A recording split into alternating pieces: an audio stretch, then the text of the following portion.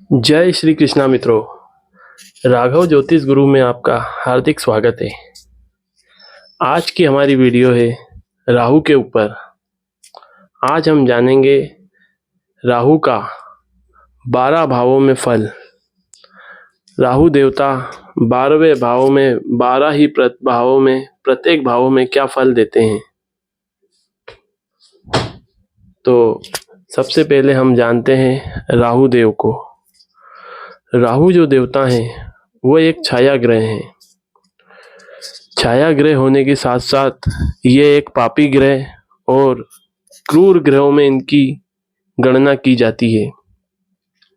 ये शनि से भी ज़्यादा क्रूर ग्रह माने जाते हैं। राहु देवता पहले एक असुर थे।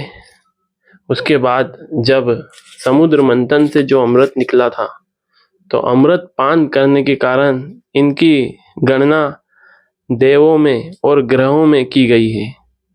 तो ये भी एक ग्रह हो गए हैं। लेकिन सौर मंडल में 7 ग्रह हैं जिसमें से 2 ग्रह राहु और केतु को माना जाता है। तो राहु केतु दिखते नहीं है, ये एक छाया ग्रह हैं। ये जिस पे भी अपनी छाया जिसके भी बीच में आ जाते हैं उनकी छाया बन जाते हैं और उन्हीं के हिसाब से अपना फल देते हैं। कुंडली में राहु देवता जहाँ जहाँ भी विराजमान होते हैं और उनके साथ में जो भी ग्रह होता है ये उसी का प्रभाव देने लग जाते हैं। छाया ग्रह होने के कारण ये उसका स्वरूप अपना लेते हैं और उसका ही फल देने लग जाते हैं। तो चलिए हम कुंडली में जानते हैं कि राहु देवता प्रत्येक भाव में बैठकर अपना क्या परिणाम क्या फल देते हैं। तो हम बात करते हैं लग्न प्रथम की, प्रथम भाव की, जिसको कहते हैं लग्न। कुंडली में हमेशा यहीं से लग्न शुरू होता है। यहाँ पे नंबर कोई सा भी लिखा हो, यहाँ जैसे 1 2 3 4 5 6 7 8 9 10 11 12 नंबर लिखे हैं क्रम वाइज। ऐसे यहाँ पर कोई सा भी नंबर हो, इसी को लग्न माना जाता है। यहाँ पर लग्न मेष लग्न की कुंडली है ये। तो हम यहीं से शुरुआत करते हैं। हम यहाँ से भाव की शुरुआत करते हैं। हम ये बात बाद में समझेंगे कि राहु देवता किस राशि में क्या प्रभाव देते हैं। अभी इस वीडियो में हम लग्न के हिसाब से प्रत्येक भावों में राहु देवता क्या फल देते हैं ये समझते हैं। तो प्रथम भाव में राहु देवता होने से, प्रथम भाव में अगर राहु देवता विराजमान होते हैं अगर आपकी कुंडली में, तो राहु देवता सबसे पहली स्थिति भ्रम पैदा करते हैं। फर्स्ट भाव में जातक को बहुत भ्रम होता है, उसकी मानसिक स्थिति को ये बिगाड़ के रखते हैं। यहाँ पर उसके लग्न को खराब होने की स्थिति बनाते हैं। उसे कुछ भी बीमारी कभी भी घेरती है और यहाँ पे उसको चिड़चिड़ापन, भ्रम पैदा होना, उसका लग्न खराब करना, जातक जो भी अर्जित करता है उसे वो नष्ट करने की पूर्ण क्षमता देते हैं। और यहाँ पे वो अति क्रोधी होता है। जब भी उसको क्रोध आता है तो वह बहुत क्रोध करता है। राहु देवता की जो दृष्टि है वह गुरुवत 3 दृष्टि कही गई है। जैसे गुरु की 5वीं 7वीं और 9वीं दृष्टि होती है, वैसे ही राहु देवता की भी 3 दृष्टि होती है, 5 7 और 9। तो लग्न में बैठे हुए राहु अपनी 5वीं दृष्टि ज्ञान, संतान और बुद्धि और प्रेम के भाव पर मारते हैं, जिससे कि यहाँ पर ये विद्या में बाधा अवरोध पैदा करते हैं। संतान उत्पत्ति में भी थोड़ी अवरोध पैदा करते हैं और संतान होती तो है लेकिन अधिकतर ये लड़की पुत्र पुत्री की देते हैं। ये स्त्री संतान ज़्यादा देते हैं और बहुत थोड़ी कठिनाई से देते हैं। उसके बाद में ज्ञान में अवरोध पैदा करते हैं, प्रेम में अहंकार देते हैं। लव लाइफ में ये बिगाड़ती है बार बार। मतलब अहंकार के कारण ऐसा व्यक्ति अगर एक बार बात बंद हो गई तो फिर उसको मनाना बहुत कठिन हो जाता है। तो यहाँ पर ये हमारी बुद्धि, हमारे ज्ञान और संतान और लव रिलेशन खराब करते हैं 5वीं दृष्टि से राहु। उसके बाद में ये अपनी 7वीं दृष्टि विवाह स्थान पर मारते हैं। तो विवाह स्थान पर 7वीं दृष्टि जो इनकी पड़ती है तो उससे ये विवाह में अवरोध पैदा करते हैं यहाँ पर। और यहाँ पे व्यापार में भी उतार चढ़ाव की स्थिति देखने को मिलती है। उसके बाद में ये जो विवाह होते हैं वो बड़ी दिक्कतों के कारण होते हैं, बार बार टूटना, फिर जुड़ना, फिर टूटना, ऐसे जाकर बहुत बार में ये यहाँ पर विवाह कराते तो हैं लेकिन थोड़ा लेट कराते हैं। उसके बाद में तीसरी दृष्टि राहु देवता की होती है भाग्य स्थान पर। तो यहाँ पर ये देखने को मिलता है कि एकदम अचानक से जातक का भाग्य उदय होता है। जैसे अगर जातक सोचता है कि अब ये काम नहीं होगा तो उसका अचानक से वो काम हो जाता है, और अगर वो सोचता है कि ये काम मेरा होने ही वाला है तो वो उसका काम बिगाड़ देते हैं। ऐसे ये उल्टी चाल चलते हैं, मतलब इनकी जो रीति है वो उल्टी है। ये जातक को आकस्मिक देते हैं और आकस्मिक ले लेते हैं। तो भाग्य में कभी हानि करते हैं, कभी लाभ करते हैं। ऐसी इनकी उतार चढ़ाव की स्थिति बनी रहती है। तो राहु देवता जहाँ भी बैठते हैं और जहाँ देखते हैं तो इनके इससे ये चार भाव को प्रभावित करते हैं। पहले में बैठे हैं तो लग्न को प्रभावित करेंगे। दूसरा में पांचवें भाव में अपनी पांचवी दृष्टि मारकर ये पंचम भाव को प्रभावित कर रहे हैं। सातवीं दृष्टि से तीसरे भाव मतलब सातवें भाव को, और चौथा नवम भाव से भाग्य भाव को। तो इसे चार भाव को ये प्रभावित करते हैं। अब हम जानते हैं राहु का दूसरे भाव में फल। राहु देवता जब भी दूसरे सेकंड हाउस में बैठते हैं तो सेकंड हाउस हमारे कुटुंब का, धन का, वाणी का स्थान कहा गया है। तो सेकंड भाव में राहु हमारी वाणी को बड़ी कठोर बनाते हैं, और ये हमें हमारे मित्रों से और भी हमारे परिजनों से धोखा दिलवाते हैं। यहाँ पे बैठे हुए राहु को देखा गया है कि उसके परिजन, उसके मित्र उसे हमेशा धोखा ही देते रहते हैं। यहाँ उसे खूब धोखा मिलता है। इससे उसकी वाणी बड़ी कठोर हो जाती है, कड़वी वाणी का जातक हो जाता है, और उसके धन में भी यहाँ पे बैठ के हानि करते हैं। यहाँ पे बैठ के राहु पांचवी दृष्टि अपने रोग ऋण रिपु पे मारते हैं। तो यहाँ पे ये इसके दुश्मनों का नाश करते हैं। यहाँ पे दुश्मनों कभी भी ऐसे जातकों पे हावी नहीं हो पाते हैं, और रोग ऋण रिपु भी उसके नष्ट भी करते हैं। लेकिन ये होता है कि अगर जातक थोड़ा सा आध्यात्मिक नहीं है तो यहाँ पे उसको उल्टा परिणाम भी देखने को मिलता है। यहाँ पे बैठे हुए राहु वाला जातक अगर थोड़ा सा आध्यात्मिक होता है तो यहाँ पे उसको अच्छे परिणाम मिलते हैं छठे भाव में, नहीं तो उसके परिणाम उल्टे मिलते हैं उसे। यहाँ से बैठे हुए राहु की दृष्टि तीसरी दृष्टि दसम भाव पे पड़ती है। दसम भाव पे पड़ने के कारण राहु यहाँ पे उसके व्यापार में, उसके कर्म में उसका साथ देते हैं, और यहाँ पे पड़ने के कारण उसका जो व्यापार होता है वह अच्छा चलता है। अगर राहु शुभ भाव में है, मतलब राहु अच्छे प्रभाव में, अच्छी राशि में है। यहाँ पर यह भी देखने को मिलता है कि राहु का क्या परिणाम है कुंडली में। राहु मतलब कहाँ बैठे हैं और किस स्थिति में बैठे हैं। अगर राहु की स्थिति अच्छी राशि है तो राहु के परिणाम यहाँ अच्छे देखने को मिलते हैं। वैसे दसम दृष्टि अगर राहु तीसरी दृष्टि दसम भाव पे मारते हैं तो व्यापार भाव में उसको अच्छे परिणाम देखने को मिलते हैं। अब हम जानते हैं तीसरे भाव में राहु का फल। तीसरे भाव में बैठा हुआ राहु कुंडली में कारक होता है। तीसरे भाव के कारक ग्रह माने गए हैं राहु देवता। ये पराक्रम का, भाई बहन का स्थान होता है। तो यहाँ पर बैठकर राहु पराक्रम में जातक की उन्नति करते हैं। हालांकि यहाँ पर बैठकर भाई बहनों से, थोड़े से छोटे भाई बहनों से उसको परेशानियां देते हैं, मगर उसके पराक्रम में अति उन्नति करते हैं। यहाँ से बैठकर राहु की पंचम दृष्टि सप्तम भाव पे पड़ती है। सप्तम भाव पे पड़ने के कारण जातक के विवाह में बाधा उत्पन्न होती है, उसके व्यापार में भी बाधा उत्पन्न होती है। पंचम दृष्टि जब सप्तम भाव पे पड़ती है तो यहाँ से उसके विवाह जब भी होता है तो उससे उसके बहुत लड़े झगड़े होने के अधिक चांस बन जाते हैं, और उसकी पत्नी या पति की मूर्खता के कारण उसके खूब झगड़े होते हैं। यहाँ पे बैठे हुए तीसरे भाव में बैठे हुए राहु की सप्तम दृष्टि भाग्य स्थान पे पड़ती है। भाग्य स्थान पे दृष्टि मारने के कारण राहु यहाँ पर सप्तम दृष्टि से उसके विवाह उपरांत उसका भाग्य उदय करवाते हैं। जब भी उसका विवाह होता है तो उसके बाद उसका भाग्य बहुत तेजी से दौड़ने लगता है। और यहाँ पर अगर पिता की थोड़ी सी आराधना या पिता की सेवा की जाए तो राहु देवता बड़ा भाग्य देते हैं, क्योंकि ये भाग्य स्थान है पिता का और धर्म का भी स्थान है। तो यहाँ पे धार्मिक प्रवृत्ति वाले जातकों का खूब तेजी से भाग्य देते हैं राहु। अब यहाँ से तीसरी दृष्टि जो राहु की पड़ती है वो पड़ती है आय भाव पर, 11वें स्थान पे।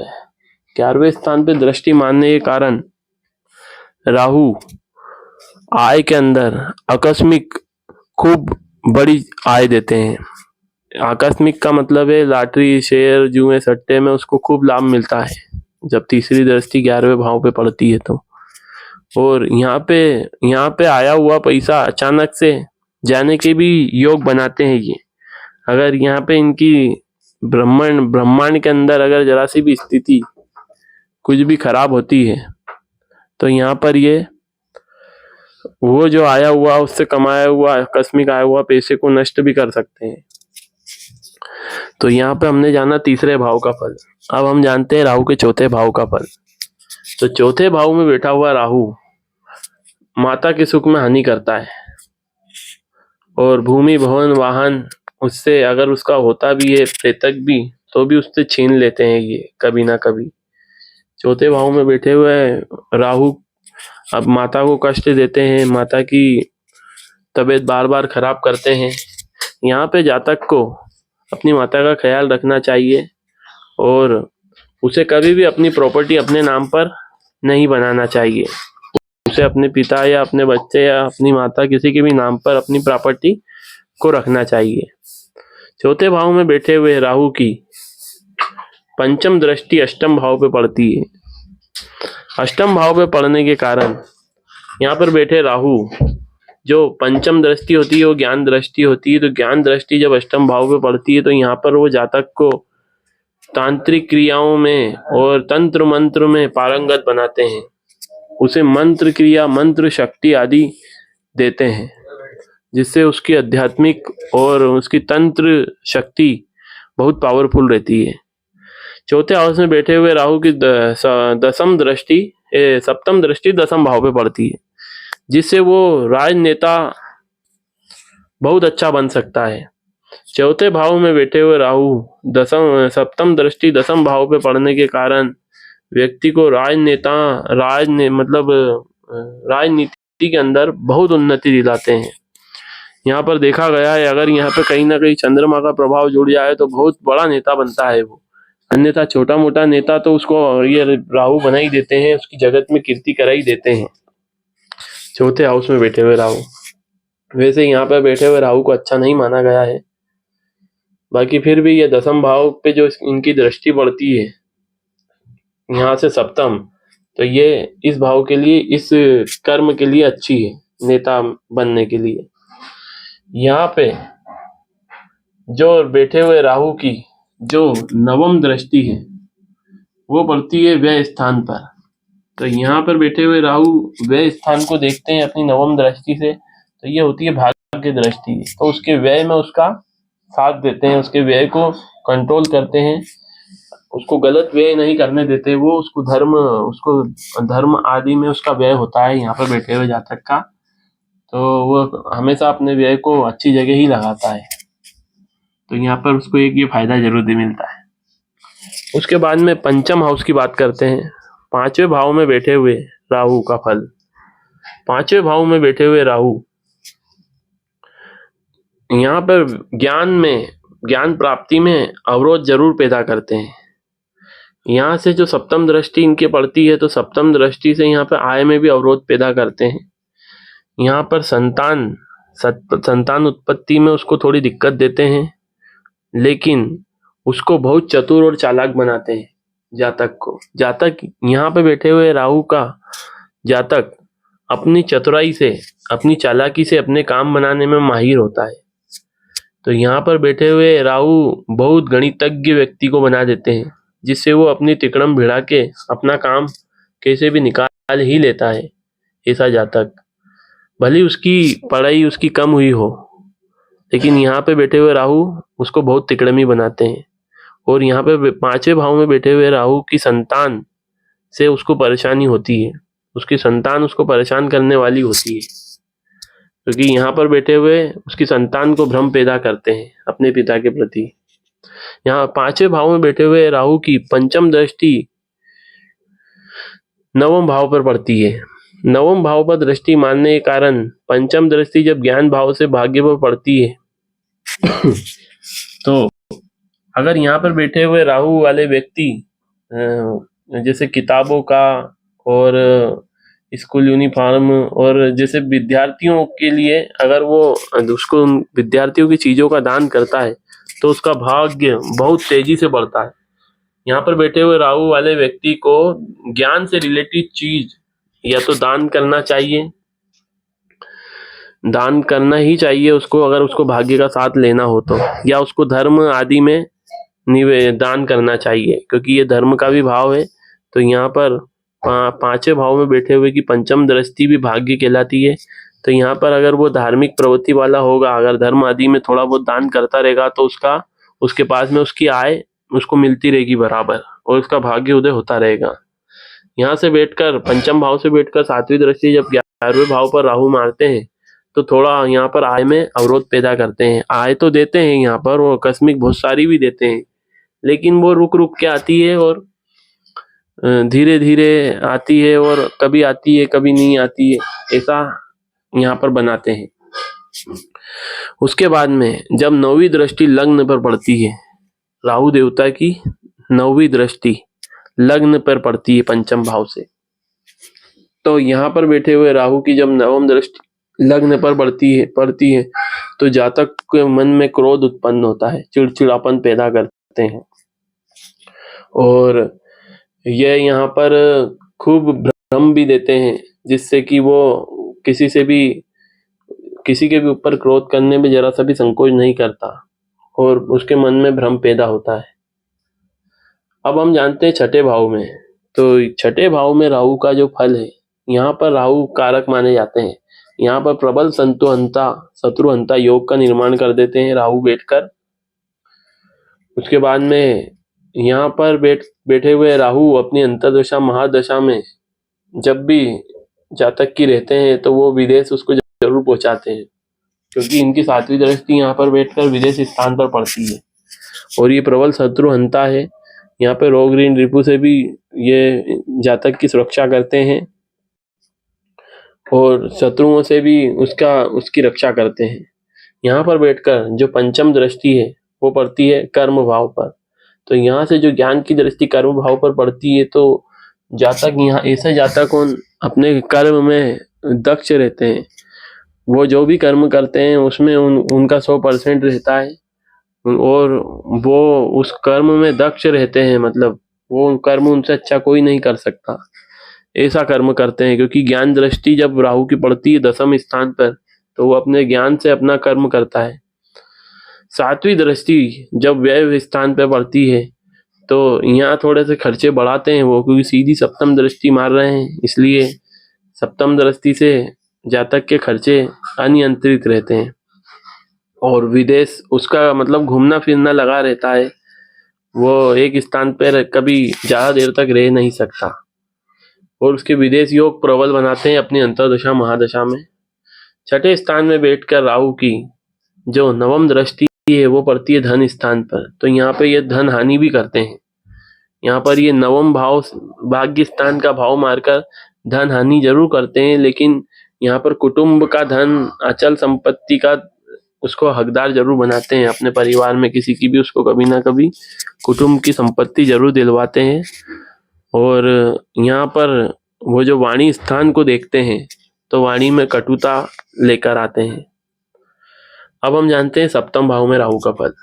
तो 7वें भाव में जो राहु बैठते हैं तो यहाँ पर ये स्थान बिल्कुल भी अच्छा नहीं माना गया है राहु के लिए, क्योंकि ये होता है विवाह स्थान, और यहाँ पर बैठकर राहु विवाह में उत्पन्न करते हैं बाधा, और विवाह जैसे तैसे होता है तो उसके बाद में खूब लड़ाई झगड़े कराते हैं। जातक की पत्नी हमेशा उस पर हावी रहती है और उसको मानसिक कष्ट दिया करती है। सप्तम भाव में बैठकर पंचम दृष्टि जब राहु अपने आय भाव पर मारते हैं तो ज्ञान दृष्टि से उसकी आय, जातक की आय 2-4 जगह से होती है। वो अपनी आय के स्रोत हमेशा बना के रखता है, तो कम से कम 2-3-4 जगह से वो उसकी आय होती है और उसके ज्ञान से, उसकी बुद्धि से वो अपने स्रोत बना के रखता है। सप्तम भाव में बैठकर जब लग्न पे राहु दृष्टि मारते हैं तो उसकी मानसिक स्थिति बिल्कुल बिगाड़ के रख देते हैं। यहाँ पर पत्नी की वजह से भी उसकी मानसिक स्थिति बिगड़ी हुई रहती है, और भी उसके उसके खुद की वजह से भी, उसकी गलत आदतों की वजह से यहाँ पर बैठकर उसको व्यसन में भी बहुत डुबाते हैं।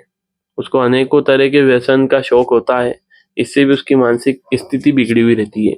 सप्तम भाव के राहु की 9वीं दृष्टि पराक्रम भाव पे होने से यहाँ पर जातक को पराक्रमी जरूर बनाते हैं। ये यहाँ पर बड़े भाई बहनों से लाभ भी दिलवाते हैं और छोटे भाई बहनों से उसके झगड़े भी कराते हैं। और नवम दृष्टि जो पराक्रम पे होने से उसको अति पराक्रमी भी बना देते हैं ये, और यहाँ पर बैठकर पराक्रम स्थान पे उसके बड़े भाई बहनों से उसको अच्छा लाभ दिलवाते हैं, लेकिन छोटे भाई बहनों से उसको थोड़ी सी तकलीफ रहती है। अब हम जानते हैं अष्टम भाव में राहु का फल। तो अष्टम भाव में बैठकर राहु थोड़ी सी उलझने ये देते हैं कि जातक को चोट चपेट की थोड़ी दिक्कतें आती है, और उसको बचपने में ज़्यादातर ये दिक्कत होती है कि कभी उसका छोटा मोटा कुछ थोड़ा बहुत एक्सीडेंट हो सकता है, या कहीं से गिरना ऊपर से नीचे, ऐसा उसके साथ में होता है। यहाँ पर बैठकर राहु आयु बहुत अच्छी देते हैं, लंबी आयु वाला जातक को बनाते हैं। तंत्र मंत्र ज्योतिष क्रिया में उसकी रुचि रहती है और मंत्रों का उसको ज्ञाता बनाते हैं। अष्टम भाव में राहु का जो फल है वह ऐसा होता है कि मिले जुले परिणामों के, यहाँ पर अगर राहु की स्थिति अच्छी है तो इसकी पंचम दृष्टि विदेश भाव पे पड़ने से जातक खूब घूमता फिरता है जगत में, और विदेश जाने, उसके ज्ञान के लिए उसको विदेश में बुलाया जाता है। और अगर यहाँ परिणाम अगर अच्छे नहीं है तो फिर यहाँ पे थोड़ी दिक्कत आ सकती है उसको, फिर उसके रोग भी लगा देते हैं ये। अष्टम भाव में बैठे हुए राहु की सप्तम दृष्टि धन भाव पर होने से उसके कुटुंब में जो उसको अगर अचल संपत्ति मिलने भी वाली होती है तो ये रोक लगा देते हैं, क्योंकि 7वीं दृष्टि डायरेक्ट सीधी दृष्टि राहु की बहुत खराब होती है। तो 7वीं दृष्टि मार के ये उसको कभी भी अचल संपत्ति उसके कुटुंब की तरफ से मिलने नहीं देते। यहाँ पर उसकी वाणी में एक ओज भी पैदा करते हैं ये, जो अगर जातक को थोड़ा सा भी क्रोध आए तो उसको सुनने वाले उससे भयभीत हो जाते हैं। तो यहाँ पर सेकंड भाव में ये जातक की वाणी में ओज पैदा करके ये सुनने वालों को भयभीत करते हैं। अष्टम के राहु की नवम दृष्टि जब सुख स्थान पे पड़ती है तो यहाँ पे नवम दृष्टि पड़ने से माता के स्वास्थ्य में ये हानि करते हैं, बाकी ये सुख में इसके वृद्धि करते हैं। नवम दृष्टि से भाग्य स्थान में इसको सुख में वृद्धि होगी। इसके काम ऐसे जातकों के बेटे बेटे होते हैं ज्यादातर, लेकिन माता के स्वास्थ्य में यहाँ पर हानि देखी गई है। भवन भूमि वाहन के विषय में भी उसको लाभ करवाते हैं यहाँ पर, लेकिन अपनी दशा अंतरदशा में। अधिकतर तो इनकी दृष्टियां खराब ही होती है, लेकिन अगर अच्छी स्थिति में इनके ग्रह गोचर हैं तो यहाँ पर भवन भूमि वाहन के इनको लाभ पहुंचा देंगे। अब हम जानते हैं नवम भाव में राहु का फल। तो नवम भाव में बैठा हुआ राहु कुछ हद तक अच्छे परिणाम को लेकर आता है, क्योंकि यह होता है भाग्य, धर्म और पिता का स्थान। तो इस स्थान पे बैठ के राहु जातक के भाग्य में बढ़ोतरी करवाते हैं, और उसका भाग्य अगर थोड़े से भी धर्म का कार्य अगर वो कर ले, अपने पिता का मान सम्मान करे, तो यहाँ पर उसके भाग्य में वो तुरंत उन्नति देते हैं और आकस्मिक बहुत ज्यादा भाग्य देते हैं। थोड़ा सा कार्य करेगा और उसका भाग्य खूब तेज चलने लगेगा। नवम स्थान में बैठकर राहु की पंचम दृष्टि लग्न पर पड़ती है। पंचम दृष्टि लग्न पर पड़ने के कारण राहु जातक को निरोगी रखते हैं। यहाँ पर अगर छोटे मोटे रोग उसको घेरते हैं तो राहु देवता अपनी दृष्टि मारकर उसके रोग भगा देते हैं, क्योंकि यहाँ पर पंचम दृष्टि शुभ दृष्टि पड़ रही है राहु की।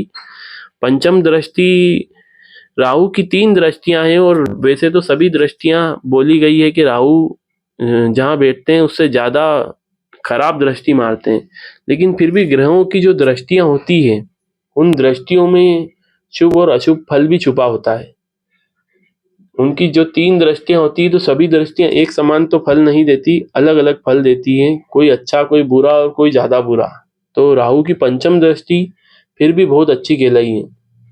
तो अच्छी दृष्टि से जब वो यहाँ पर रोग वोग नष्ट करते हैं, लेकिन हाँ यहाँ पर क्रोध तो जरूर देंगे। अगर राहु दृष्टि मार रहे हैं तो जातक के मन में क्रोध जरूर उत्पन्न होगा।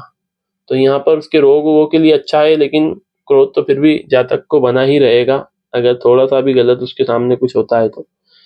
यहाँ पर बैठकर 9वें स्थान से राहु की सप्तम दृष्टि पड़ती है पराक्रम स्थान पर। तो पराक्रम राहु सप्तम दृष्टि मानने के कारण उसको अति पराक्रमी बना देते हैं। जातक बिना सोचे समझे कोई से भी कार्य करने में माहिर होता है। वो उसके सामने कोई सा भी कार्य आए लेकिन वो बिना सोचे समझे उस कार्य को करता है, और उसके दुष्परिणाम देखने को मिलते हैं, क्योंकि बिना सोचा समझे कार्य कोई सा भी करा हुआ अधिकतर सही नहीं होता, कभी कभी गलत भी हो जाता है। तो उसके दुष्परिणाम भी उसे यहाँ पर भोगने पड़ते हैं। 9वें स्थान में बैठकर राहु की 9वीं दृष्टि पड़ती है पंचम भाव पर। तो यहाँ पर राहु अपनी भाग्य दृष्टि मारते हैं पंचम भाव पर। तो पंचम भाव पर पड़ने के कारण यहाँ पर जो संतान होती है वो बहुत ज्ञानी होती है। राहु के कारण जातक की ज्ञानी संतान होती है, और ये जातक का नाम जरूर बढ़ाती है। ये जातक को की संतान की वजह से उसकी कीर्ति जगत में जरूर होती है, क्योंकि यहाँ पर धर्म ज्ञान भाग्य दृष्टि ज्ञान भाव पे पढ़ने से संतान भाव पे पढ़ने से इसको जरूर लाभ मिलता है। यहाँ पर बैठे हुए राहु की लव लाइफ भी ठीक ठाक मानी गई है। यहाँ पर अनेकों लव लाइफ देते हैं। यहाँ पे बहुत सारी लव लाइफ रहती है जातक की, क्योंकि इनकी दृष्टि विभाजित करती है, इसलिए ये हो सकता है बहुत सारे अफेयर थोड़े हो भी सही जातक के। अब हम जानते हैं 10वें भाव में राहु का फल। तो राहु 10वें भाव में भी कारक माने गए हैं। 10वें भाव में बहुत अच्छा फल देते हैं, रिजल्ट देते हैं। कहा जाता है कि जिसके राहु 10वें में उसके शत्रु 10वें में। यहाँ पर बैठकर ये पक्का राजनेता बनाते हैं। अगर थोड़ा सा भी जातक को राजनीति में इंटरेस्ट हो और अगर वो उस मैदान में कूद जाए तो वो उसको नेता बनने से कोई नहीं रोक सकता, और पब्लिक के अंदर ये बहुत अथा प्रेम दिलाते हैं। यहाँ पर बैठे हुए जातक का कर्म भी अनोखा होता है। वह बहुत सारी कलाओं में भी माहिर होता है, चतुर चालाक बहुत होता है। यहाँ पर बैठ के राहु की जो पंचम दृष्टि होती है वो धन भाव पे पड़ती है। धन भाव पे राहु की पंचम दृष्टि के कारण ये होती है ज्ञान दृष्टि। तो ज्ञान दृष्टि से वो अपना खूब धन अर्जित करता है। उसके पास में धन अर्जन करने की एक क्षमता होती है, जिससे वो अपनी बुद्धि से अर्जित कर लेता है। और कुटुंब का भी यहाँ पे राहु देवता उसको साथ देते हैं, और उसका कुटुंब भी अच्छा खासा बड़ा होता है। 10वें भाव में बैठे राहु की सप्तम दृष्टि जब सुख स्थान पे पड़ती है तो माता के स्वास्थ्य को हानि पहुंचाते हैं। ये इनके अंतरदशा प्रत्यंतर दशा में भूमि भवन वाहन से उसको जो तकलीफ मिलती है, मतलब वो उसका नष्ट होने की संभावना देते हैं। उसके बाद में उसके सुख को नष्ट करते हैं अंतरदशा महादशा में। ये 10वें भाव में बैठे राहु की जो 9वीं दृष्टि वो पड़ती है रोग ऋण रिपु के 6ठे स्थान पर। यहाँ पर दृष्टि पड़ने के कारण 10वें भाव से राहु की, तो यहाँ पे शत्रुहंता का निर्माण कर देते हैं। यहाँ पर प्रबल शत्रुहंता योग बनाते हैं। यहाँ पे कभी भी शत्रु उस जातक पे हावी नहीं हो सकते। अगर यहाँ पर बैठे हुए राहु की यहाँ दृष्टि जब पड़ती है तो यहाँ के शत्रु अगर जातक के होते हैं तो वो उल्टे खुद तकलीफ में आ जाते हैं। अगर कोई शत्रु जातक के लिए घर से बुरा सोच के निकले तो उसका रास्ते में ही बुरा हो जाता है। यहाँ पर बैठे हुए राहु इतना प्रबल शत्रुहंता योग का निर्माण कर देते हैं और रोग ऋण रिपु से भी जातक को सुरक्षित रखते हैं। अब हम जानते हैं 11वें स्थान में बैठे राहु का फल। तो 11वें स्थान में भी राहु बहुत अच्छा परिणाम देते हैं। यहाँ पे जातक की असीमित आय देते हैं, यहाँ पे आकस्मिक आय देते हैं और उसकी आय को बहुत बड़ा चढ़ा के देते हैं। 11वें स्थान में बैठकर भी राहु का फल बहुत अच्छा देखने को आता है। 5वीं दृष्टि राहु की पराक्रम स्थान पर मारते हैं। 11वें भाव से बैठकर राहु की 5वीं दृष्टि जब पराक्रम पे पड़ती है तो इनकी ज्ञान दृष्टि जब यहाँ पर पड़ती है तो ये अपने ज्ञान का पराक्रम दिखाता है। यहाँ का राहु यहाँ पर बहुत ज्ञानी बनाते हैं व्यक्ति को और वो अपने ज्ञान से पराक्रम दिखा के अपना धन आय भी अर्जित करता है और उसकी कीर्ति भी बनाता है। 11वें स्थान में बैठे राहु की जो सप्तम दृष्टि है पंचम भाव पे पड़ने से यहाँ पर संतान उत्पत्ति में थोड़ी अवरोध पैदा करते हैं। संतान को भी थोड़ी सी मतलब राहु बिगाड़ते हैं। यहाँ पर मतलब संतान की तरफ से भी जातक को तकलीफ देखने को मिली है कि वो उसकी आज्ञाकारी नहीं होती है। ऐसी संतान यहाँ पर ये देते हैं। यहाँ पर बैठ के जो सप्तम भाव ज्ञान पर मारते हैं तो इसे एक ओजस्वी ज्ञान प्रदान करते हैं, बहुत ज्ञानी बनाते हैं क्योंकि सीधी दृष्टि सप्तम दृष्टि पंचम भाव पर जब राहु की पड़ती है तो इसके ज्ञान को प्रखर तेज धार वाला बनाते हैं कि उसके ज्ञान के सामने कभी कोई टिक नहीं सकता, ऐसा ज्ञानी बना देते हैं। यहाँ पर 11वें स्थान में बैठकर राहु की जो नवम दृष्टि है वो पड़ती है विवाह स्थान पर। यहाँ पर ये धर्म दृष्टि पड़ने के कारण विवाह के बाद जातक का बहुत तेजी से भाग्य उदय होता है और उसकी आय में भी बहुत उन्नति होती है, उसके व्यापार में भी बहुत उन्नति होती है और बहुत ओजस्वी और प्रखर बुद्धि वाली उसको पत्नी या पति प्रदान करते हैं 11वें स्थान में बैठकर राहु। अब हम जानते हैं 12वें भाव में राहु का फल। तो 12वें भाव में बैठकर राहु का जो फल है वह भी थोड़ा सा पॉजिटिव नहीं माना गया है क्योंकि यहाँ पर वो ये खूब खर्चे को बढ़ा देते हैं। यहाँ पर सप्तम दृष्टि रोग ऋण रिपु पर डालते हैं, शत्रु अंता योग तो बनाते हैं लेकिन शत्रु बार बार उत्पन्न होते रहते हैं राहु की वजह से। यहाँ पर शत्रु को उत्पन्न करते हैं, रोग ऋण रिपु भी ये देते हैं, हालांकि उसका निपटारा भी ये स्वयं ही करते हैं। तो यहाँ पर ये थोड़े अच्छे नहीं माने गए लेकिन इनके अंतर्दशा में प्रत्यंतर दशा में ये विदेश जरूर भेजते हैं जातक को। इसके बाद में पंचम दृष्टि जब राहु की चौथे स्थान सुख स्थान में पड़ती है तो ये सुख में भी हानि करते हैं लेकिन यहाँ पर भी 50-50 परिणाम देते हैं। यहाँ पर भी ये सुख भूमि भवन वाहन का सुख तो देते हैं लेकिन कभी भी ले भी सकते हैं क्योंकि ये रंग से राजा बनाने वाले ग्रह हैं, जिसको जितना देते हैं उससे वापिस उतना छीन भी लेते हैं और माता के स्वास्थ्य में यहाँ पर भी हानि करते हैं। यहाँ पर माता का स्वास्थ्य इनको देखने की जरूरत है। सप्तम दृष्टि से रोग ऋण रिपु में तकलीफ भी देते हैं लेकिन निपटारा भी स्वयं करते हैं। और राहु की नवम दृष्टि जब अष्टम भाव पे मारते हैं तो यहाँ पे तंत्र क्रिया में इसको पारंगत कर देते हैं, ज्योतिषी बनाते हैं और थोड़ी सी यहाँ पर नवम दृष्टि मारने के कारण यहाँ पे आयु घटाते हैं, यहाँ पे चोट चपेट एक्सीडेंट की भी नौबत ये लाते हैं। तो आज हमने ये 12 भावों में राहु का फल जाना। अब आपको मैं इनके जो उपाय हैं राहु देवता के लिए वो बता देता हूँ कि यहाँ पर कहीं पर भी अगर राहु आपके बैठे हों तो कुंडली में पहले आप देख लीजिए कि आपके राहु कहाँ पर बैठे हैं 1 से लेके 12 तक। अगर 1 पे बैठे हैं तो सबसे पहले आप कहीं भी आपको बहता हुआ जल मिले तो राहु के नाम का एक आपको श्रीफल नारियल बहाना है। जो श्रीफल होता है नारियल ये आपको बहाना है। यहाँ पर बैठे हैं तो 1, यहाँ पर बैठे हैं तो 2, यहाँ पर बैठे हैं 3, यहाँ पर चौथे नंबर पे 4। जितने भावों में आपके अगर राहु बैठे हैं, अगर 12वें भाव में बैठे हैं तो 12 नारियल आपको बहते हुए जल में बहाना है। उसका मंत्र है ओम राम राहुवे नमः, ओम राम राहुवे नमः। ये मंत्र आपको नारियल को विसर्जित करते समय बोलना है। और राहु का जो बीज मंत्र है उसका जो जाप है वो आपको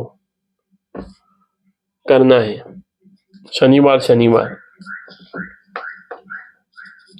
ओम भ्राम भ्रीम भ्रोम सह राहुवे नमः।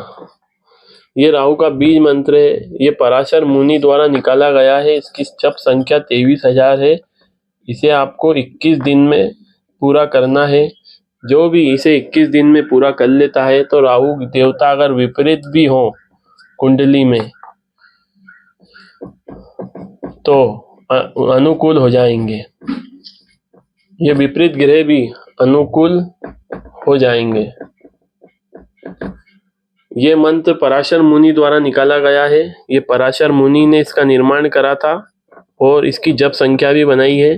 तो इस पे बिल्कुल भी आप बिल्कुल भी संदेह ना करें। ये पराशर मुनि ने सिद्ध करके ही इस मंत्र का निर्माण करा है और इसकी जप संख्या बनाई है।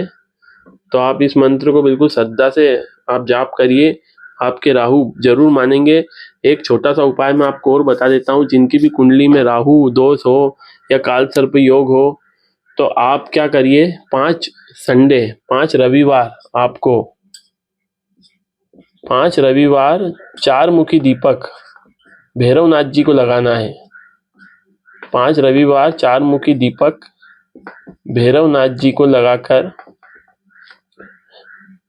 भैरव चालीसा का पाठ आपको करना है। भैरव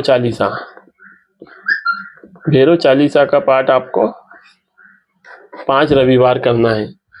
भैरवनाथ जी जो हैं वो राहु देवता के अधिष्ट देवता हैं, जिससे राहु देवता बहुत जल्दी मान जाएंगे। तो आप 4 मुखी दीपक उनको लगता है 5 रविवार को लगाएं और भैरव चालीसा का पाठ करें। और रविवार शनिवार आप ये वाला मंत्र भी जाप कर सकते हैं पराशर मुनि का। इससे भी आपको बहुत लाभ मिलेगा। आगे हम और भी आपके लिए वीडियो लेकर आऊंगा जिसमें हम जानेंगे राहु देवता किस राशि में फल अच्छा देते हैं। तो राहु और केतु के और सारे ग्रहों के भी उपाय मैं आगे आपको लेकर आऊंगा।